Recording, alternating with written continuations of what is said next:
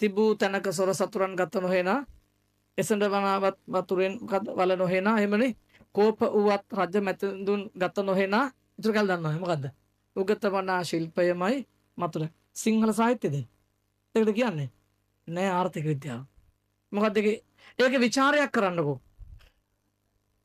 ඒ කවි විචාරයක් කරන්නකෝ මොකද්ද ඒ කවි විචාරය තමයි මානව ප්‍රාග්ධනය තුලට කරන ආයෝජන ඊට සම්බන්ධ පොජ්ජලට පමණක් සීමා වෙනවා. ඒක නෙමෙයිද කියන්නේ. සොරුන්ට ගන්නත් බෑ, රජුන්ට ගන්නත් බෑ. නිකන් දෙකම එක වගේද නැහැ. හරි. එතකොට හොඳයි. නේද? සොරුන්ට ගන්නත් බෑ, රජුන්ට ගන්නත් බෑ නේ? එතකොට ගින්නෙන් වතුරෙන් හානි වෙන්නේ නැහැ. ඉගෙන ගත්තොත් Tamanට. ඕක නෙමෙයිද විචාරේ? ඒ කියන්නේ මොකක්ද එනම්? අන්න මානව ප්‍රාග්ධනය තුලට කරන ආයෝජන ඊට සම්බන්ධ පොජ්ජලට පමණක් සීමා වෙනවා. හරිද?